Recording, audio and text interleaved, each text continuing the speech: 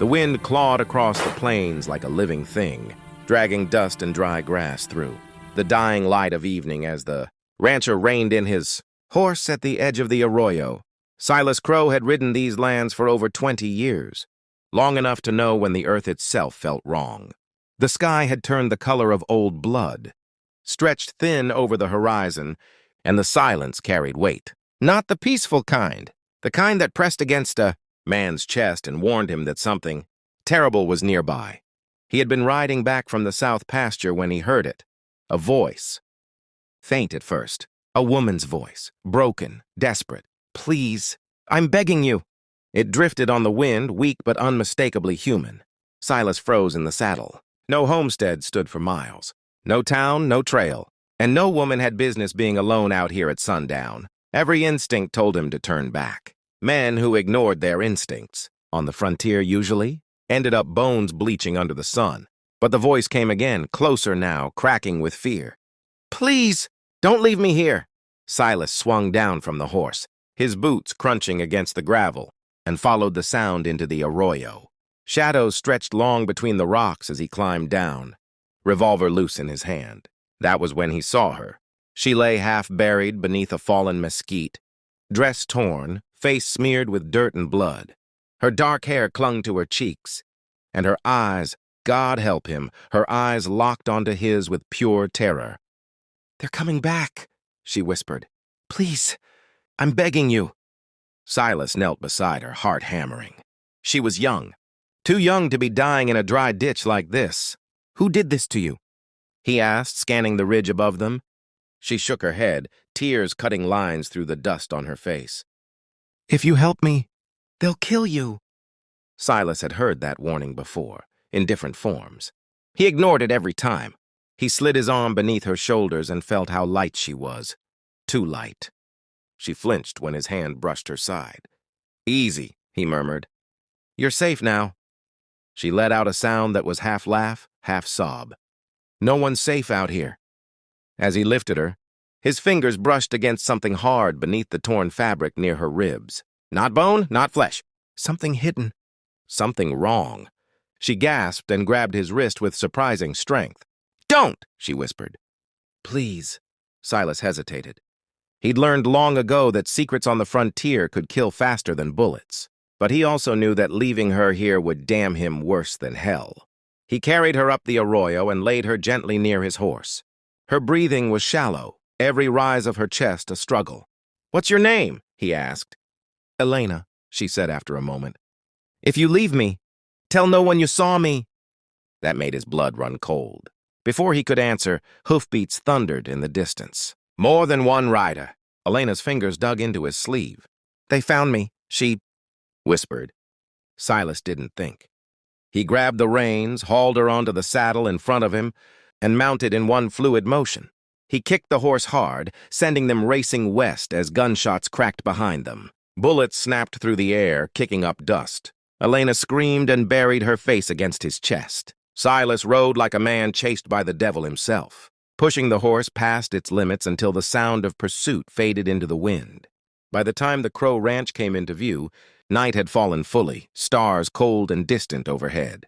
Silas carried Elena inside his house and laid her on the table, lantern light flickering over her pale face. He reached for the scissors to cut away her torn dress and check her wounds. "Please," she whispered again, voice trembling. "I'm begging you." "I have to see how bad it is," Silas said. His hand shook despite himself as he cut the fabric away. That was when he saw it, strapped tight against her side, hidden beneath layers of cloth and blood-soaked bandage, was a small leather satchel, heavy, too heavy, and marked with a symbol Silas recognized instantly. His breath caught in his throat. The same mark he'd seen years ago burned into the door of a burned-out homestead. The same mark whispered about in saloons when men thought no lawman was listening. Elena watched his face change and knew he understood. "Now you see," she said softly. "That's why they'll never—" "Stop," Silas reached inside the satchel with trembling fingers. And then he froze in shock. What lay inside wasn't gold, wasn't money, wasn't papers. It was something far worse. Something that tied Elena to a blood-soaked secret powerful men would kill to protect. Outside, far off in the dark, a wolf howled, and Silas Crow realized his quiet life on the frontier had just ended. The lantern hissed softly as Silas Crow stood frozen at the table, his hand still buried inside the satchel, his mind refusing to accept what his fingers had touched. Slowly, as if the act itself might shatter reality, he drew it out. A small bundle wrapped in oilcloth, stiff with dried blood. He unrolled it carefully. Inside lay a tarnished silver badge, split clean through the center by a bullet. The name barely legible beneath the scratches of time. U.S. Marshal. Beneath, it were folded papers, official documents, bearing seals, signatures, and dates going back nearly a decade, warrants, testimonies, names, powerful names, ranch owners, judges, railroad men, sheriffs, men who ran territories while preaching law and order. Elena closed her eyes as Silas sucked in a sharp breath. "They killed him," she said quietly. "My father." The word hit harder than any bullet. Silas looked at her again, really looked at her, and saw the resemblance now. The same sharp jaw, the same steady eyes beneath the fear. "He was investigating them," she continued, voice steady despite the tears slipping down her temples. "He found proof they were running people off land, murdering families, burning homesteads, stealing territory for the railroad expansion. When he got too close, they framed him as a traitor and put a price on his head." Silas swallowed. He remembered the stories. A marshal accused of corruption, shot dead while resisting arrest. Case closed. Except it hadn't been. "He gave me the satchel the night before they came," Elena said. "Told me to run. Told me never to trust anyone wearing a badge." Her gaze flicked to the broken one on the table. Outside, horses snorted in the distance. Silas stiffened. He crossed to the window and peered into the darkness. Lanterns bobbed far down the road. Riders, a lot of them. He counted at least 6. "They tracked you," he said grimly. Elena nodded. "They always do." Silas turned back, mind racing. He could hand her over, claim ignorance, save his ranch, his life. Man had done worse for less. But then he looked at the papers again. Looked at the badge. Looked at the girl who had lost everything and still ran. "You're not leaving," he said finally. "Not tonight. Not ever, if I have a say." Her eyes widened. "They'll kill you." Silas loaded his rifle with slow, deliberate movements. "They've been killing good people for years. Tonight they find out not everyone dies easy." The riders arrived moments later, hooves thundering into the yard, voices barking orders. A fist slammed against the door. "Open up, Crow." "We know she's in there." Silas stepped onto the porch, lantern raised, rifle resting against his shoulder. "You're trespassing," he called. The lead rider dismounted, smiling thinly. Sheriff Boone, a man whose name appeared twice in the papers on Silas's table. "Evening, Silas," Boone said. "We're looking for a dangerous fugitive." Silas met his gaze. "You found her." Boone's smile faded. "You don't understand what you're standing in front of." "I understand enough," Silas replied. The gunfire came fast and brutal. Lanterns shattered. Wood splintered. Silas fired from the porch, dropping one man before diving inside. Elena grabbed the satchel and crawled for the cellar as bullets tore through the walls. The house shook with noise and smoke.